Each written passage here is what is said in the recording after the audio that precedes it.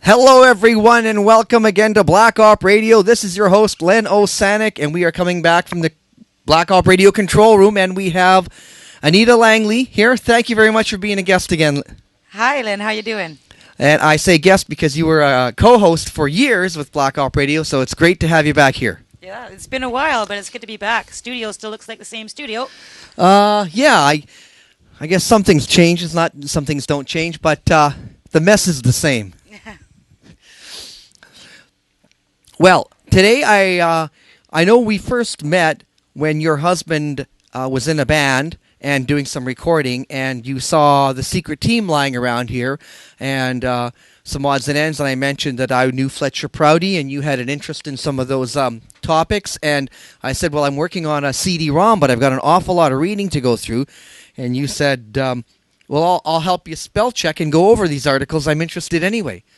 Yeah. That was back before most people even had a computer in their house. Yeah.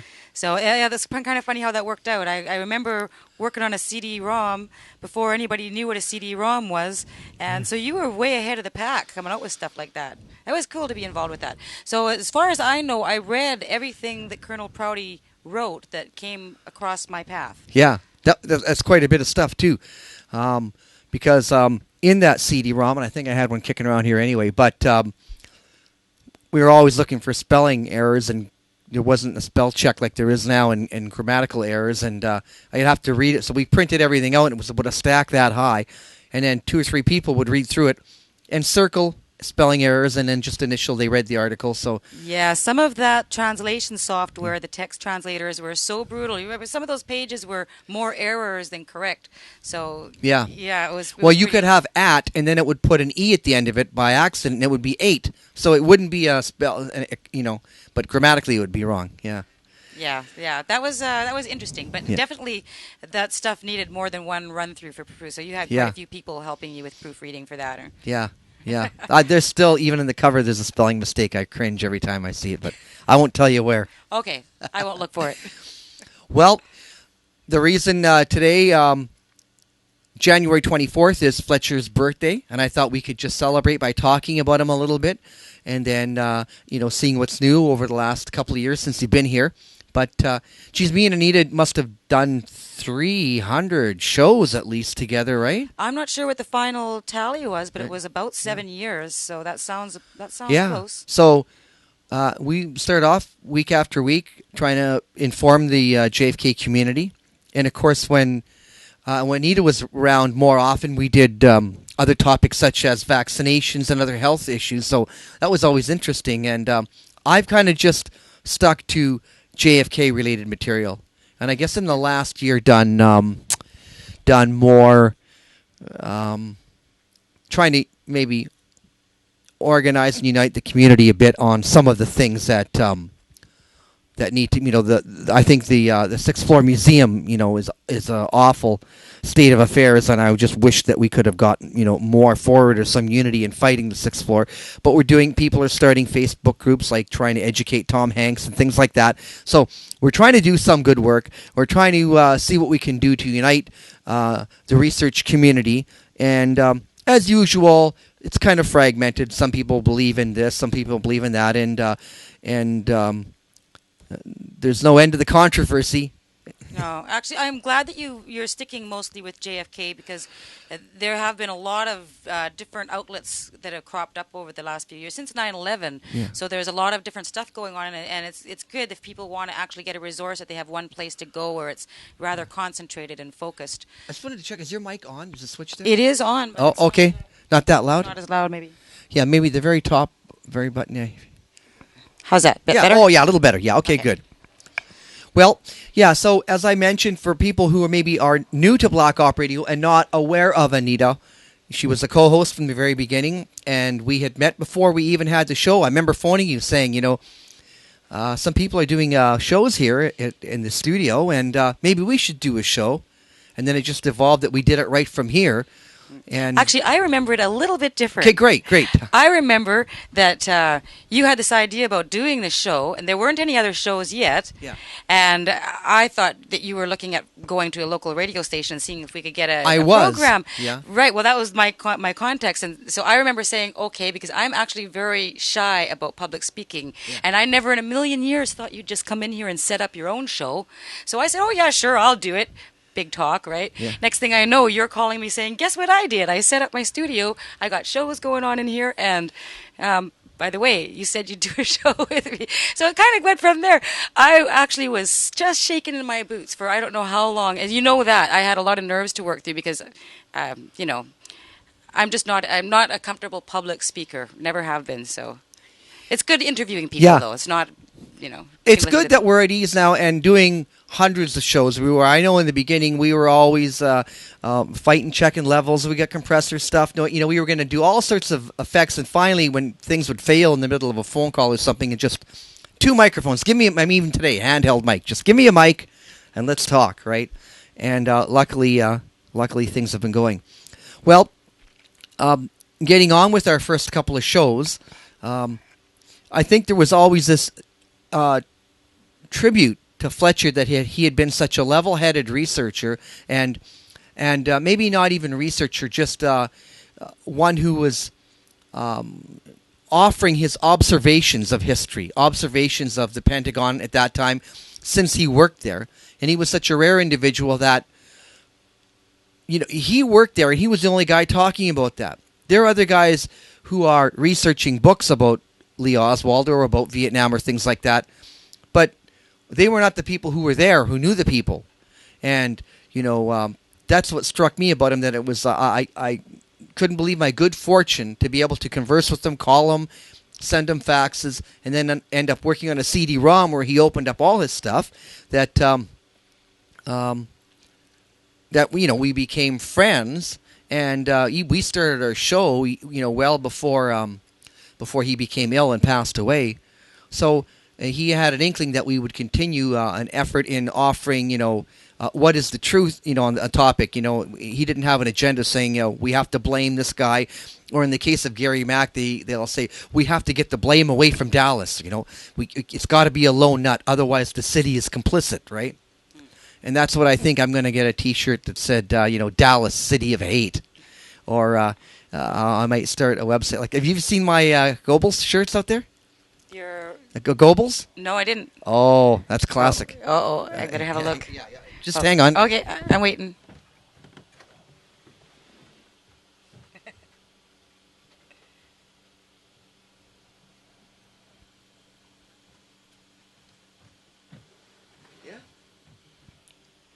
Oh, yeah, great, yeah. Okay, for those who can't see it, it's available on the website, but there's the magic bullet, the big lie, the lone nut, and it's called the Confusatory. And, of course, it's a photo done by... Phil Dragoo? Yeah, Phil Dragoo. And he gave me okay to use it. So, and it's got that great picture of Goebbels. He was the Minister of Propaganda. It was just... so... That's available at the Black Op website, too, if anybody wants some. I have a few, and get them while they last. But, yeah, I had some people telling me they were in Dealey Plaza, and there's people walking around there with the big shirts that says, Oswald acted alone. Can you imagine? I mean, stinks of Mac, right? It's interesting that anybody would need to feel that they had to promote that position. Oh, and they said there was about 15 people walking around like that. Like, guys, okay, everybody, on your lunch hour, I want you to wear these shirts and go out there and make your presence known. But this is the 6th floor museum. Like, Oswald acted alone, right? Well, like I say, I've been thinking of slogans for shirts. So if anybody wants to email, if they've got a good slogan, I was thinking, Dallas, City of Hate, something like that. Because that's what... In one of the interviews, they were trying to get away from. We were known for where Kennedy was killed for years, so we're trying to get away from that, right? And, that should be a separate agenda. A JFK museum should be about the truth if you have the word museum, Yeah. So, tell me maybe a few more of your observations or remembrances, anecdotes of when we were working for Fletcher Prouty back then, and I think I don't want to fawn too much and say all his books were the greatest and all that, but I found them so the ring of truth. They just like they had on there. If you're looking for the truth, here's somebody who had an inkling to what was going on there, and that was kind of my opinion. That's why I kind of focused any kind of research I had on him, thinking, here's someone who knows what's going on because he worked there. Yeah, actually, that's pretty much what drew me in, because you can't get an education like the one from Colonel Prouty just anywhere. So for me, the big thing was reading The Secret Team. And I actually credit that book for being a lifesaver for me, because I've ended up in some pretty sticky stuff the last few years, and just learning how things work in those circles really helps a person stay grounded. And The Secret Team now, of course, is more available, but back then it was an extremely rare book, and he had some really wild tales about how the efforts that went into keeping that book from actually making it onto store shelves, like the ones that went to Australia that were all bought up by one guy and vanished, and and the Even the publisher, was yeah. bought out. So he Yeah. walks into the publishing office to talk to the manager and wants to know, why his book sold out. And the guy said, "I've never heard of your book." And he's going, "Well, there it is, right up on top of your bookshelf, right?" Yeah. And the guy was new to the job; he had no idea Yeah. what this is about. So he went through his share of grief, having to hide the manuscript and endure break-ins while people tried to find it and stuff. So an excellent book, and it's one of those that I would have to consider is an absolute must-read for anybody who wants to understand how we got where we are today, as far as how agencies can be commandeered by private interests and the works. I just think that that's an invaluable read. So for me, that was the starting point. Once I'd read The Secret Team, I really wanted to see what else he had to say, because for Prouty, he had a wide spectrum education to give. It wasn't just about John F. Kennedy, with regards to just how a lot of recent historical events unfolded from the Gulf of Tonkin, how Vietnam really unfolded, displacing, creating a million refugees, and Yeah, even on to the Iran-Contra, he had some, Iran-Contra, he talked around that a lot, and in fact, Iran-Contra's pretty big front and center right now, as we're working on getting another homicide addressed, and I've sort of mentioned this previously when I was on here, that there were some cases regard to that, and this one is particularly Iran-Contra sensitive, in that the individual involved, or who was murdered, had some of the banking records for the funds transfer on that. So Iran-Contra was a really big one. He touched on to that quite a bit, and that aspect of what he had to teach is one of the reasons I would say I've landed on my feet somewhat. I don't know where we are a few years from now, but we actually have to really push to get this case reopened, because the guy who's responsible for that homicide is going to be out of jail in 3 years. And he's not very happy with me for my efforts to keep him locked up 4 years ago. And we managed to get a guilty conviction on him. And anybody who wants to punch my name into a search engine will find a plethora of really unpleasant articles from people who tried to sabotage my cooperation with these these cases. So there have been a couple of very high-profile homicide cases that are centered around Iran-Contra in a big way, and this has been over the last, 3-4 years. So this is the third one we're trying to get reopened. Well, actually, I should say there was kind of a 2-for-1 in there. So we had we had Thompson.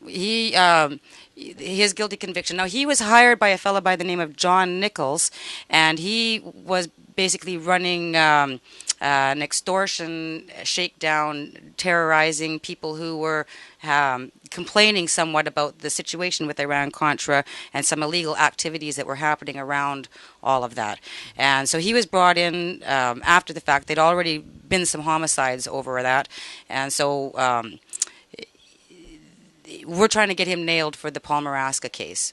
Put that one back on the books. So we know the cold case is looking at it, and FBI are tossing it around. We don't know if they're going to take it on. We really hope they take it because it's multiple state. In most jurisdictions, we find just the small police departments can't really handle these complex cases. We found this with the case 4 years ago with Thompson.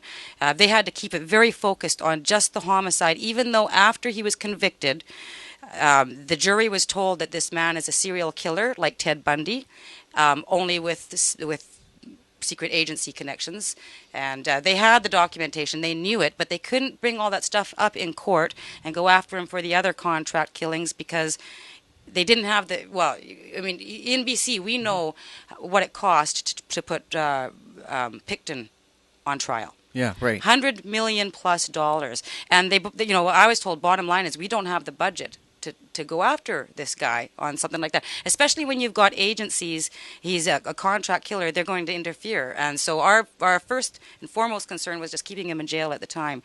So now we're at this point again. Well, if I can interrupt you, since because some of this is new to me and I don't know the names you're talking about, do you have a website or is there anything that you have that people could go to find out more details on what you're working on? Well, we've got documents posted. But there are no explanations. And the reason for that is because the actual facts of the matter have been going through proper channels, and we've found there's just been so much misinformation and disinformation. And some of the articles that are being written to destabilize the situation, if we put up explanations, it's just too convoluted. But there is a website where some of the documents can be found, and the main paper trail page would be located at mjr-archive.com/paper. And so there's quite a bit of stuff in there related to this. I will say that a few years ago, when the Alvarez triple homicide case was reopened, and at the same time the McGowan case, and the McGowan homicides happened shortly before I left Black Op Radio, is actually one of the reasons I had to go, because the case was, it was a very dangerous situation. An entire family was murdered, and, I was handling information that was relevant to it, and that case was reopened at the same time as the Alvarez case, and they are connected. So we're talking about 9 homicides right there. We had Gary Webb was killed just a few months before that, and he was handling some of the information relevant to Harlan Braun as it comes through this case. Harlan Braun was the attorney who his initial comments had caused Gary Webb to go into the story about CIA crack cocaine in Los Angeles, and Gary had realized that he'd missed a big chunk of the story centered around methamphetamine and some of the precursor chemicals that were picked up in the 80s around, and this was all centered around Iran-Contra. You hear about the weapons, but there were massive amounts of drug precursors that were under the care and responsibility of the U.S. government. And when I talk massive, we're talking truckloads, and these truckloads just vanished, were made to disappear, and they ended up, of course, And the crazy thing is the people that ended up with those chemicals knew that they were being caught up in a sting, and they still managed to get them out from underneath the federal authorities. So we're talking massive amounts of drugs and a huge amount of money that piled into this situation. And it was funneled through CREEP, the Committee to Re-elect the President, Nixon, that being. So it turned out that Philip Arthur Thompson, our jailed serial killer, worked for Michael Allen May, who was murdered right after the October surprise story broke. And he was in the middle of that, handled some of the funding and whatnot. So this is a very convoluted net. So understandably, it's a serious political irritant for people to see Thompson go back up for another trial, especially in the case of Paul Maraska, because Maraska was actually involved in the sting, and he was working under federal authority and ended up dead. And, they let a contract killer out of jail. He was guilty, and they had him on the kidnapping and disappearance of Valerie McDonald a year prior to him being released, so that he could end up in a sensitive environment, in a research facility where you need special government clearance to get access. And the man was able to walk in there under the control of John Nichols. And John Nichols went to jail for solicitation of homicides, but he didn't get nailed for several of the actual homicides. So there was a long list of people who were slated for execution on Sounds that. like a book is due on the topic. Well, the problem is it's very very convoluted for a book. There is a journalist working on a book right now, and he's spent about 10 years on it. His name is Gordon Savell. Hi, Gordon, if you ever listen to this. And the book is called Born Classified, and it's a lengthy story. It weaves around this very thoroughly. It's really centered around Promise software, which was how a lot of this stuff kind of came out of the can. Promise was like the trigger that caused the perfect storm of a house to collapse. It wasn't actually, even though it was a very important situation and story unto itself, it wasn't the whole story. When Congress called Michael Riconosciuto to testify about Promise, he was actually a witness to a number of homicides centered around October Surprise and Iran-Contra. And this was actually what triggered the reaction that had him set up and tossed into jail to discredit his work there. Now, he had been working some of those sensitive projects that involved, Department of Defense technologies, active armor. We're talking for military vehicles. Electric active armor could have literally saved thousands of lives in Iraq, in Afghanistan. This type of armor can stop the blast from an IED.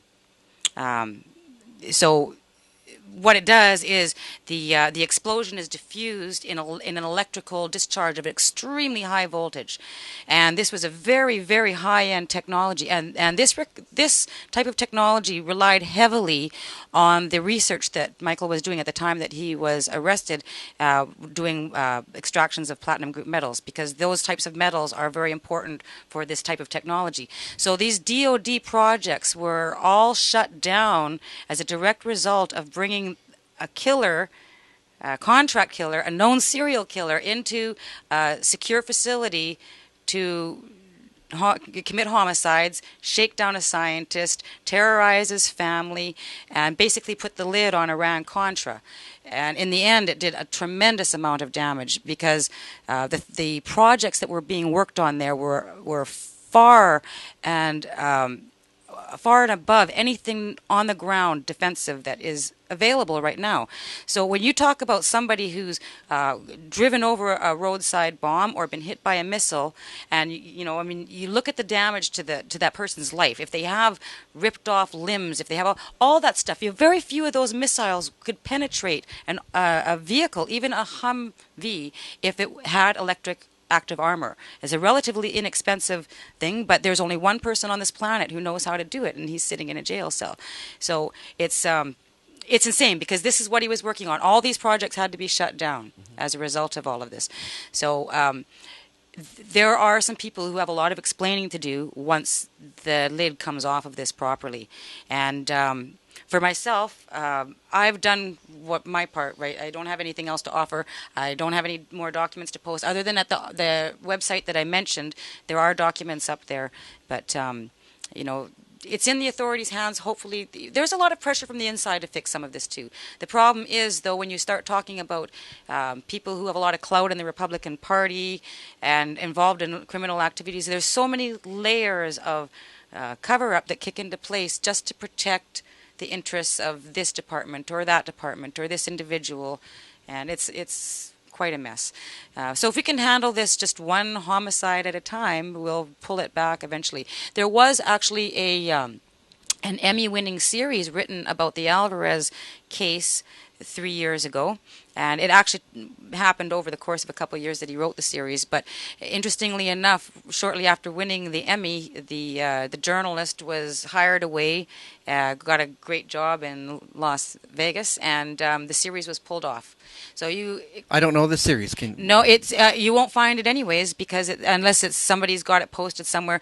Now it's at. Do you know what it was called? KESQ. So the actual station is KESQ, and the series was the Octopus. Well, the award was for the Octopus Murders. Oh, so the Octopus Murder Murder series, but it was actually went a lot farther than the Cabazon situation. So it did have something of an impact if they were able to pull that down and not put it back up again, even though it won an Emmy. So there are still people that recognize that that's an important story. Otherwise, it's a rather small station. They had no real reason to get a lot of attention if it wasn't from their own colleagues that appreciated that the story was difficult to tell. Because I've got correspondence going back many years from all kinds of publications, from Forbes magazine, from 60 Minutes, and they all ran into the same thing. It ended up on the cutting room floor because people didn't want the story told. And Jim Norman, who was the editor of Forbes magazine, left after being told he couldn't tell the story. I mean, I got letters that he wrote to Michael about it, expressing his frustration. So, he did write some of it, and then it was basically shut down. So, if that kind of pressure can be put on a magazine like Forbes, then some small station is told, the excuse for KESQ was that the files got damaged when they redid their website. And I said, oh, well, I happen to have these files right here. Oh, it's too tedious, right? I go, yeah, too tedious. That's right. Your Emmy-winning series was too tedious for you to keep posted. So I don't know if they've ever had another Emmy other than that series. Yeah. So, that's pretty much where we're at right now as far as those cases go. It's created a bit of a difficult situation on this end because we've had a lot of problems with people who don't want this stuff and, been burned pretty badly.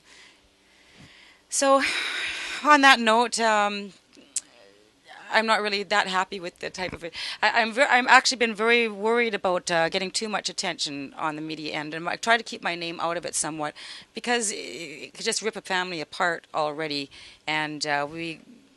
Oh, and here I was going to say maybe you should come back to Black Op Radio a little more often or something like that, right? But well, actually, I'm just trying to not catch too much attention because right now my life expectancy is about 3 years. This thing really hits, it's going to be down to weeks or less. We have to keep Thompson in jail. The he's pretty mad at me for what I did already, but there's no two ways about it. The guy is a monster. The scariest people on this planet think he's a monster, and there's a long list of people who would like to see him in jail, but nobody who can really tackle the case properly, I think. You mentioned Alvarez. Can you just go over that case? Just okay. Well, the triple homicide case at Cabazon was in that was, I believe, 1981, and what happened there was Fred Alvarez and a friend and two other people walked in on the two other people being Paul Maraska and Michael Racconajudo walked in on John Nichols having a conversation over a speakerphone, and John Nichols was rather animated, didn't notice the men there. They were talking about Gerald Bull, how they'd set Gerald Bull up. Now, if you know who Gerald Bull is, he's a deceased now, famous Canadian long-range missile scientist, and he was assassinated. Yeah. If you look at his Wikipedia page, they'll tell you that it was a Mossad assassination. I don't actually believe that's the case. It wasn't, but prior to that happening, at about this time, shortly prior to this, he had been set up and ended up being charged and jailed in the U.S., and because of that, lost control of Valley Field. And Valley Field was a very large munitions facility in Canada, in Quebec. And John Nichols and his friends wanted Valley Field, and they were trying to get control of it. So actually on the website that I mentioned, in the paper trails section, there is a single-page document, Valley Field, and that is the rejection letter from the Canadian government to John Nichols. Thank you for your interest in Valley Field. But what ended up happening was Fred Alvarez overheard that they'd set up Gerald Bull, and he flipped out. And this is what Michael told me, and Michael was a witness, so this is basically, it is hearsay, but this is what I understand. Flipped out and threatened to let the assorted chiefs, he's a native American Indian, let the assorted chiefs know about this. Gerald Bull was, I believe, Métis. So there is some kind of a solidarity there. But these projects were being conducted at Cabazon. It was a small reservation, and this was one of the reasons they were able to get away with some of the stuff Iran-Contra without having congressional oversight, because these nations were set up a little bit differently to give some autonomy, and they are basically the prize cherry for intelligence agencies that want to work on projects that they don't want Congress to oversee. So he confronted John Nichols and basically said he was going to blow the whistle on what they did to Gerald Bull. And a week later, he was dead, along with his best friend and his girlfriend. So they were executed.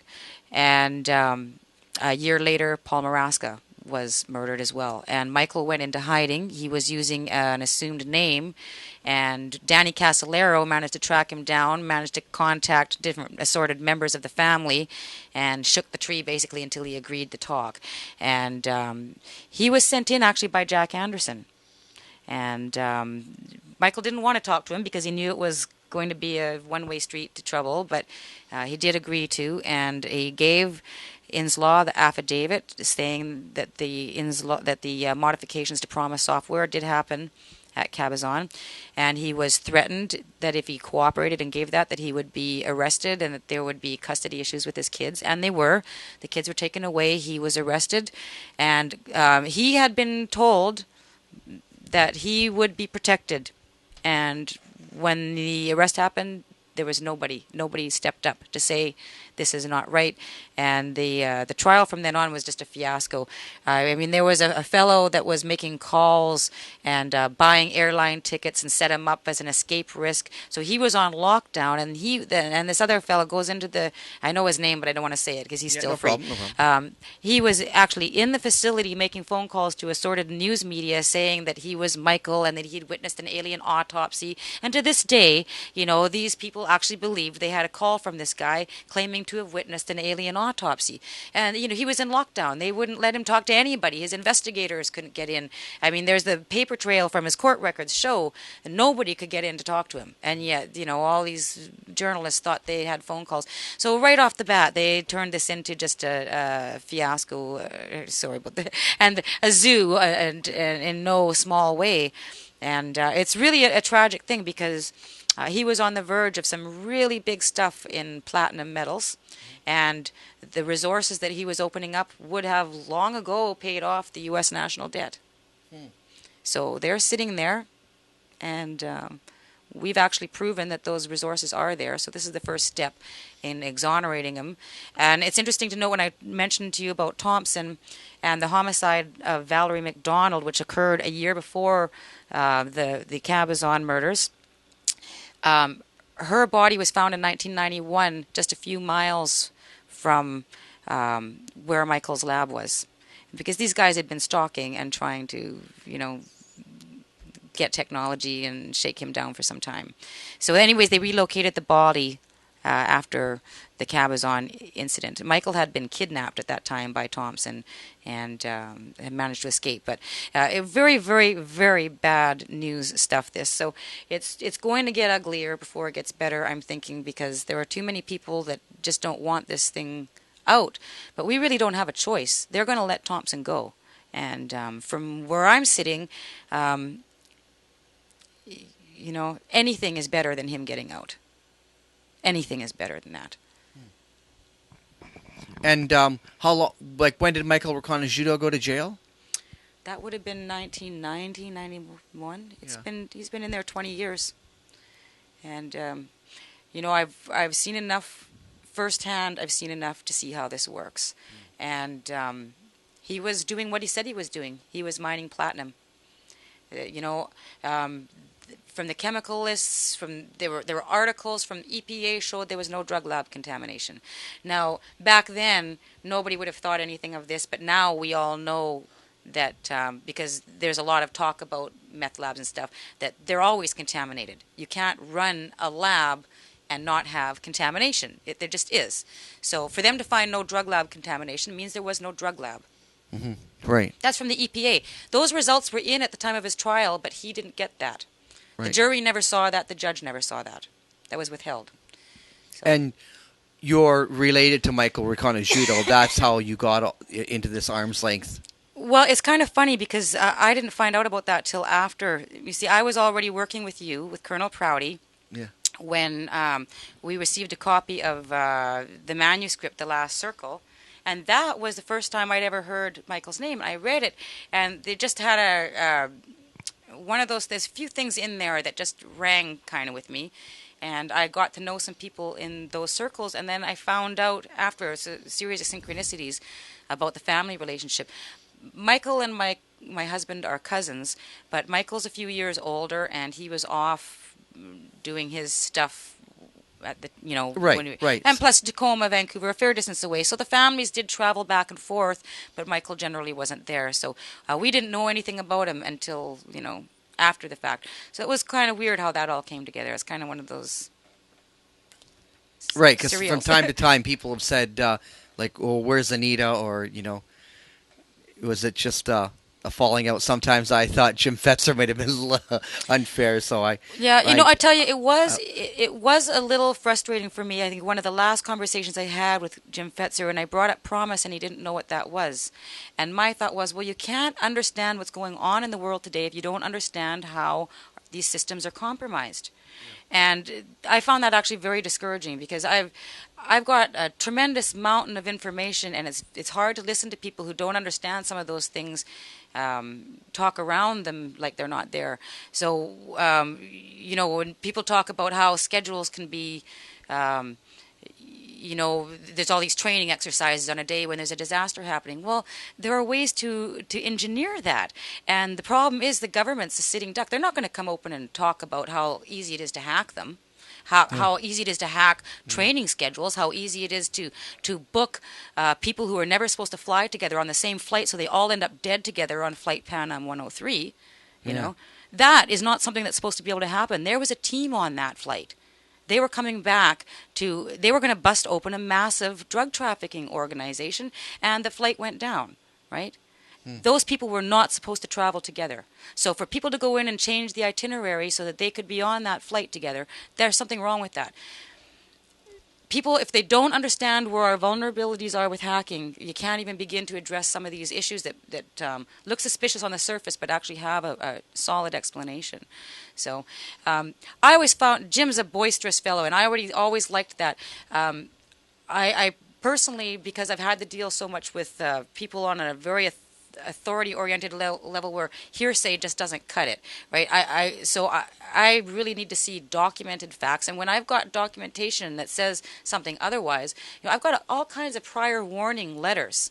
So, and I understand that there was this group called the Base that Bin Laden was a real threat before, and I know where the meetings were, where the decisions were made to attack. Now, does that mean that the U.S. wasn't culpable in allowing it to happen at different levels? I don't think it's fair to blame the country, but there were individuals who certainly could have done something to interact with that. So I can't really sit back because I have a conflict of interest and say nothing when interviewing a guest about what they know on a subject. When it's not really about me. It's not interviewed Abidjan. Yeah. Now, Abidjan was a great interview, by the way, and I think that's really, really spectacular to be able to get somebody like him in here because he actually met Bin Laden, and scared to tell his story until he got safe, and even then, after telling it, he almost got deported. And so that was a really big worry for him. So I'm glad, as far as I understand, things settled down for him. And he had a very interesting perspective. And from his perspective, of course, Bin Laden couldn't actually orchestrate attacks from caves where cell phones don't even properly work. And so, yeah, you get that part. That's because it's the guy is kind of like a poster boy for the movement, a money fundraiser, but mastermind was somebody else's department. Logistical, how to make it happen, somebody else's department. And from what I understand, the guy who was mostly responsible for that had his asshole blown out in Syria a few years ago. Good for him. And couldn't happen to a nicer guy. Goodbye, right? And So Right. there were actually people who did attack the U.S. and so I understand why when people see the machine go into place, that deny, they get very suspicious for good reason, but it's not always for the reason that people would think. It's because there's culpability in negligence that has to be hidden, not necessarily complicity, unless you're talking individuals. And I'm not saying there's no complicity, because this was somehow allowed to happen. This is like, it reminds me of Pearl Harbor. You know how they knew it was going to come. Right. But the question is, of course, who is they? And it's very easy to say the three people that knew that could have done something about it, they don't represent a country. They don't even represent an agency. They might work for an agency, but they make their own decisions. Colonel Prouty was really great as far as making that distinction for me, because it kind of helped me stay irrational a little bit when I felt like there was a bit of this or that. Puppy.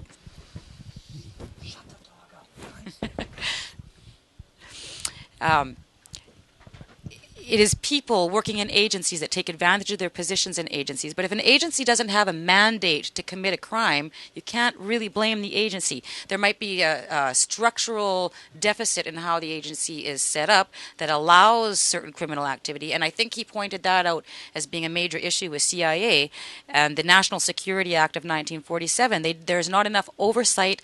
It's a breeding ground for corruption when that happens.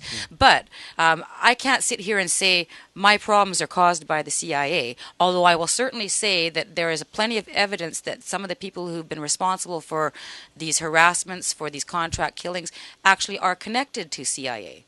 So where is an agency sanction and where is a criminal organization taking advantage of being able to infiltrate a government agency? I don't know that it's really much different than some guy in the mob saying, hey, I'll put you through high school if you'll go be a DA and do a good job, but maybe let my guys off the hook now and then, right?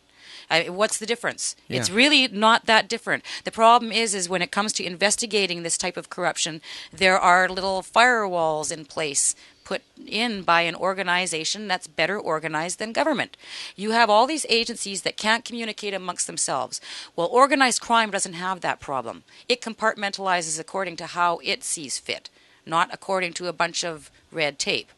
And there right now is the disadvantage. And I'm not saying I have the answer to that, but I'm saying that's the problem. Yeah. From where I'm sitting, it's really hard to address these things because we've had all kinds of people who are good and honest from where I can see trying to fight to get some of these things resolved.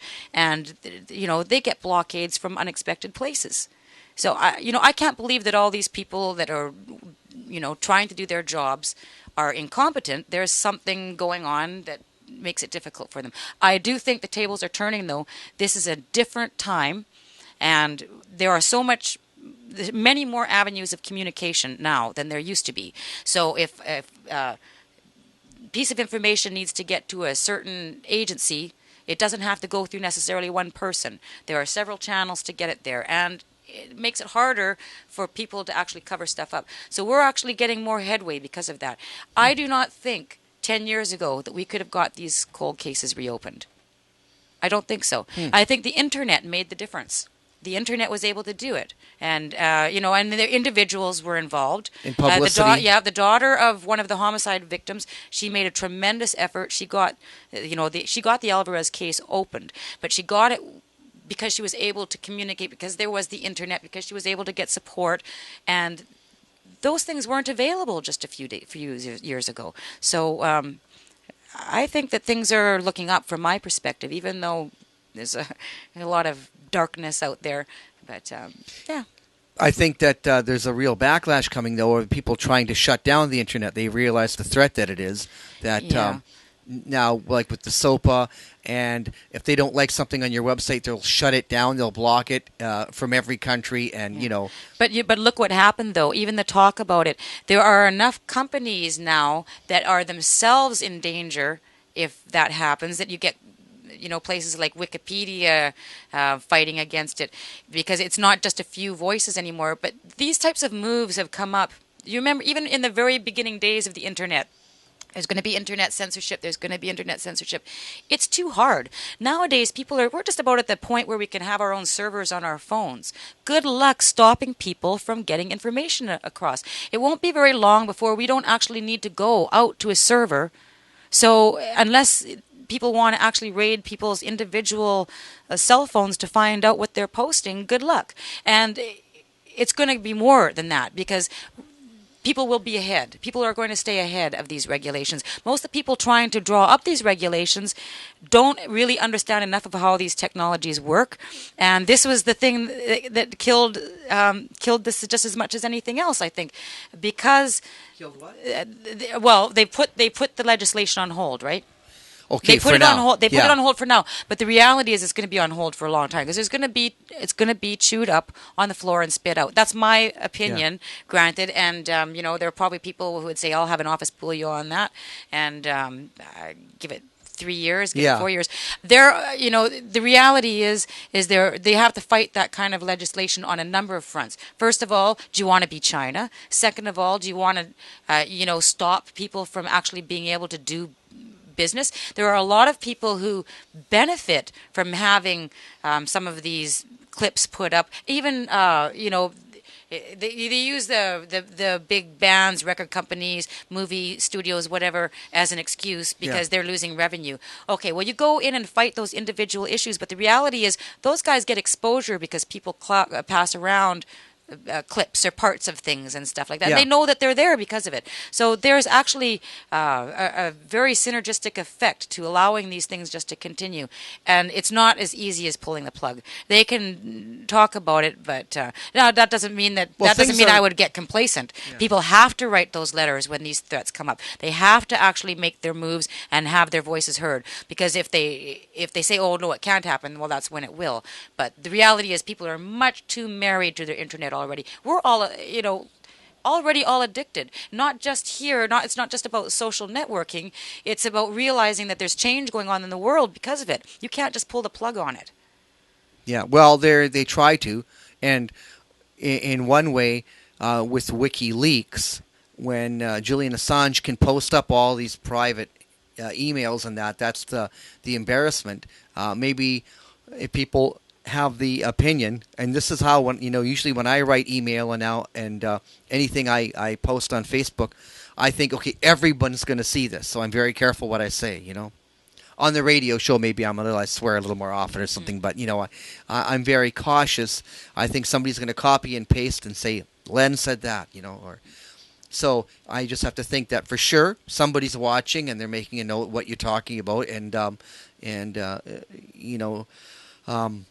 it doesn't bother me, but it would be easier if you could have it a little more open, a little more free, without thinking. You have to look over your shoulder. I know people who are getting into political jobs or high-end places, and then somebody says, "Oh yeah, here's a picture of you 20 years ago with a bong and that," Yeah, welcome to my new embarrassment. So, I am so glad they didn't have Facebook when I was 16. Oh, yeah, because yeah. my life would be ruined today. Yeah. I don't know how these kids can resist, because you're setting the stage for embarrassment for how many years. You know what? I think it's kind of a learning curve. It's almost like, what would happen if all of a sudden everybody could hear everybody else's thoughts? We'd all be terribly embarrassed for a while, and then we get used to it, right? Yeah. I mean, the reality is it's open, it's out there, and we're engaging a lot more than we used to. And there's a whole new level of civility people have to learn, because it's funny, and those of us who've been on the internet longest and seen forums, how people behave when they don't have to be accountable because they're anonymous, you can tell the people who are new at this versus those who have been around a while and have relearned that there's this thing called respect that actually gets a conversation a lot farther than flaming. But it's funny, because this newfound freedom, people have been able to lash out in ways that they would never do if they were looking somebody in the eyes and that person knew their name. Yeah, but it's well, that's some of the new forums. They want your real name. They want a photo of you. They want to know who they're talking to if they're going to take you seriously. Yeah, which I applaud that too. Right, because there's no sense you find out one guy's got like 10 different names and he's posting under this, and then congratulating himself back and forth, right? Sock puppeting. Yeah. Well, I think it's all part of our learning curve, and it seems very bizarre to us now, but give it another 20, 30 years, nobody's going to think twice about that either. And what we say online, maybe it won't be so easy to pull up something on one person because we'll all have that stuff. And who wants to sit there and mulch through all that data all the time? I know there's a lot of people worry about privacy, and the internet is actually anti-privacy. But what ends up happening once there are so many cameras everywhere that there's really not a spot uncovered? At some point, we all have to get over it and just be a little more comfortable with it. Like, you got a camera here. I'm not very fond of cameras, but part of me knows that when I walk down any street in the city, I'm on camera. Yeah. It's happening. And the reality is nobody wants to sit there and watch that boring tape unless something happens. But that doesn't make us complacent. But there are two sides to that, because it's not just the everyday we the people that end up on camera. It's the enforcers. And how many police nowadays are being held accountable for their actions? And it'll clean up police departments because they get caught easier. It'll make people more respectable. I'll bet you it'll be a little bit harder before long for some of these secret meetings to happen, because you'll have a fly on the wall that's not a fly. Yeah. And it's broadcasting live. Yeah. So everybody's going to have to be careful what they say. Not just you and I, but everybody. And we'll get over that. It'll be really, I think it's going to be really painful for a while. And there's probably going to be a lot of people calling for mass censorship of video that's not authorized, which means that people will have to shut down their this or that. But I think we just need to stay steadfast and say, this is where we're going. We can't stop the future. We can just try and make it a little less painful and get over our embarrassment. Yeah. Yeah. And keep your fly out of my bedroom. That's... I'm not going to touch that one. Yeah, don't touch that one. Anyway, that's my thought on it. I think that people are right to get up in arms about it, but I think that... Well, the word draconian was thrown around. I don't like that word, but I mean, I guess it's appropriate when they're saying you're going to be a criminal. I mean, it's bad enough going through any airport. I feel like a criminal. You know, even driving in there, okay, got to make sure I know what I packed, make sure there's nothing, everything's got to be just right. I mean, it's like you're not going on holiday anymore and just throwing a bunch of stuff in there. I mean, one time I had my camera bag and a bunch of stuff, and I have odds and ends in there, and I had a file in there. And, we found a file. See this? You can't bring a file in, right? Okay. My sister ended up on a no-fly list because she had one of those, my mom gave her and I a little keychain baton thing, like you could... It's dull. You couldn't hurt anybody unless you knew how to use baton? it. Yeah, the little baton thing. It's just this long, and she ended up on a no-fly list. Sorry, I shouldn't mention that I have a sister, but she had to go through apply to get taken off it. I know. So a very simple oversight can cause you a lot of grief. And then there's the guy who forgets he's got a gun in a holster in his sock. You hear about that one not that long ago? Oh yeah, shut down an airport because... Really? Well, what are you going to do? But so there's an overreaction, and I think that some of the pat downs that have been happening, for example, on seniors, that gets a lot of negative publicity. And little kids. Yeah. And so while it goes extreme to one way, at some point a little bit more rationality and calmness. But the reason I'm up against that, because I feel with the idea of a false flag operation, an inside job, this would never have happened. If there was a way we could have a little more knowledge, like more WikiLeaks, where we could know what people are doing, and Hillary Clinton doesn't have to worry about secret meetings. Nothing should be secret. They should just make the foreign policy in front of everyone and say, this is how we're going to treat this country, treat that country. There won't be any secret backroom deals. Then everybody would know what was going on. So if the whole world, with the United Nations, felt somebody is acting out of order, we got to do something with North Korea, we all agree. It's not like a phony put-up job, right? And with the kind of,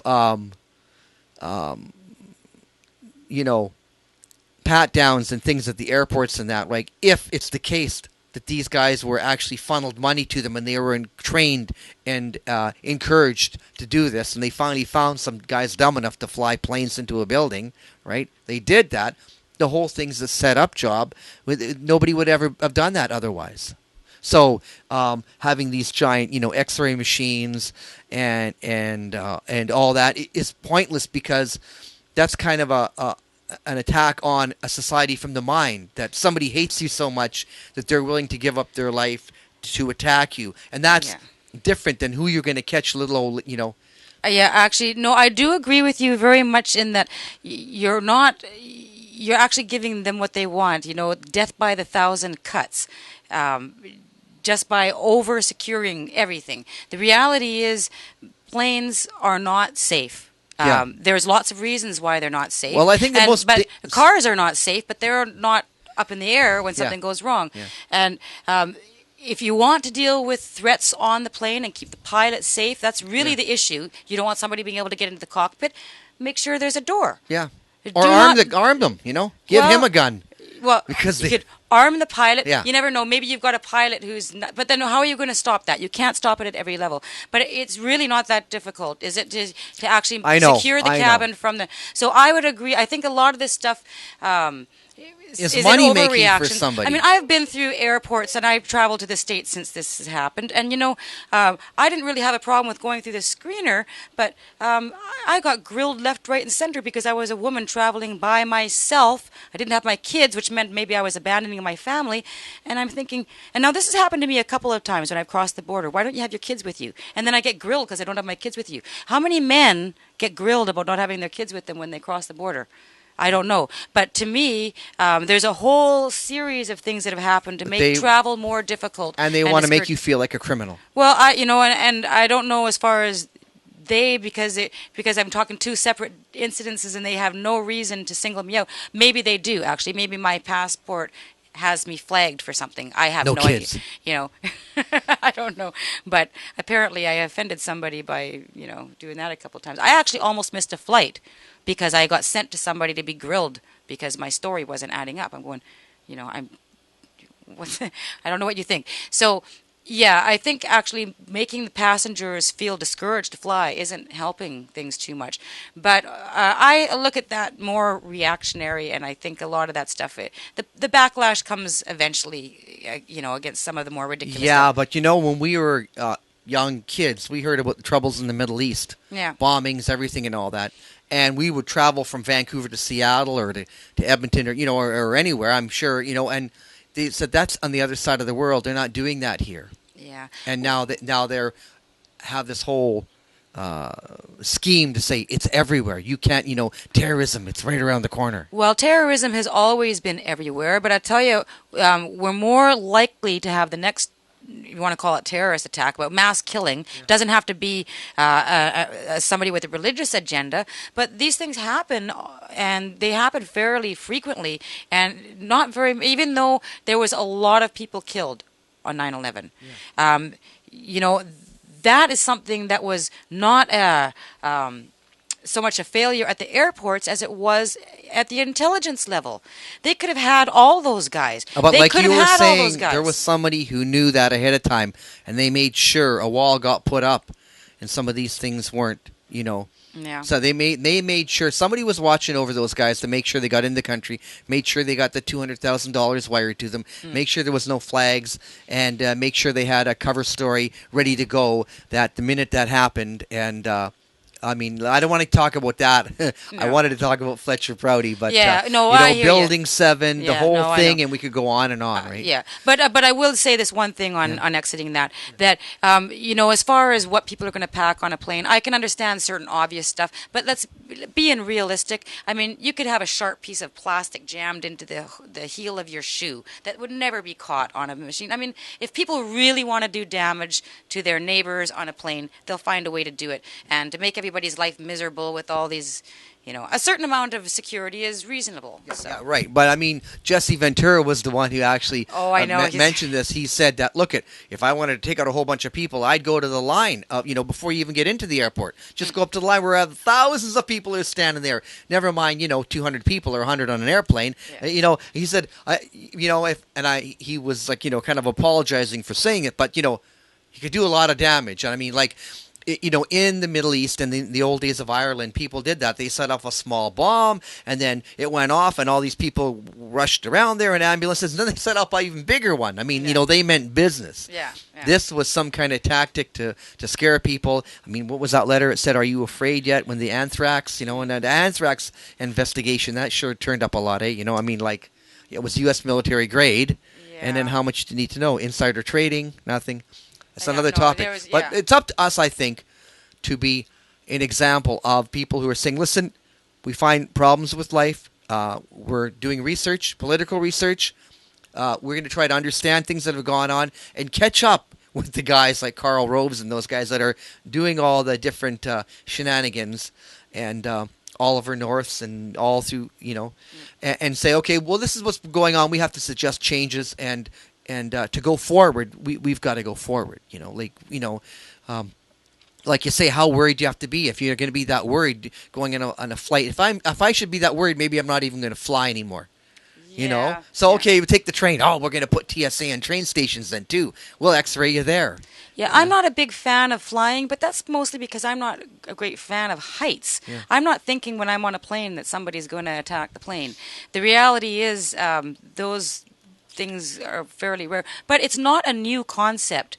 And this suggestion that it was just one half of the world where these things happen, that was really just a bit of complacency. If I could cut you off, though, when you say it's not new, that makes the point that in Israel, where they have all these problems, they have an armed air marshal on there, and they do profile. And if somebody looks out, they grill them, Yeah. And it's not like mothers, like they have got it down, Yeah. where they don't have that problem there. They go, we've had to deal with these kind of guys, so if you look suspicious, you got a funny last name, we're going to talk to you. Be ready for that. Don't Yeah. be, and also we got an air marshal, and Yeah. and you won't know, and when they tell you that ahead of time, okay, good, because then then you feel better. You go, you know what?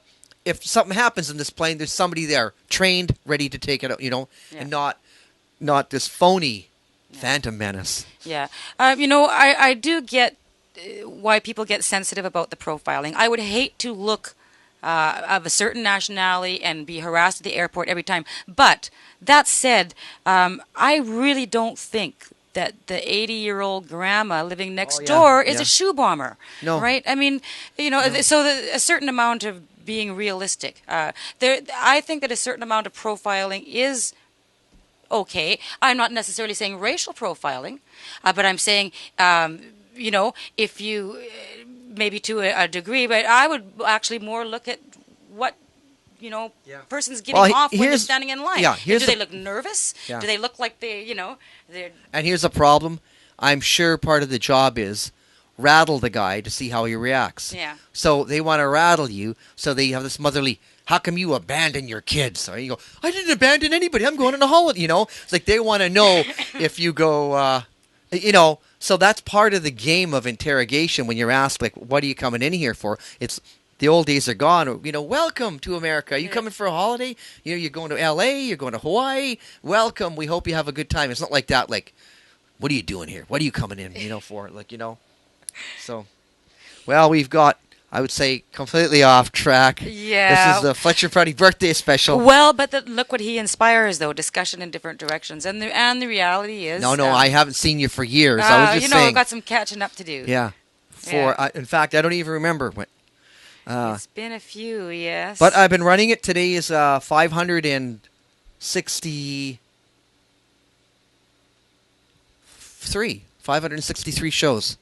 So maybe in the future, and maybe in the near future, you'll find time to come back. But it's good that you come back every now and then if you have something newsworthy to write. So I'll put a link to the documents that you say in there. If there's a book or it's a story coming out, I'm sure people will be interested to hear what you're doing. I don't think the book's going to be out for a while. Oh, yeah, no problem. Gordon's on his way to Africa to shoot a documentary for Discovery Channel. And then hopefully he'll still be working on his book while he's over there. But, that's great. So, well, I see we got about a minute left, so I think we should just wrap up. Okay. It's great to see you again, Anita. Great. And people want to keep in touch. I'll let you know if anything's new with Anita, and she'll be back again, hopefully. Okay, good night, everybody. Good night.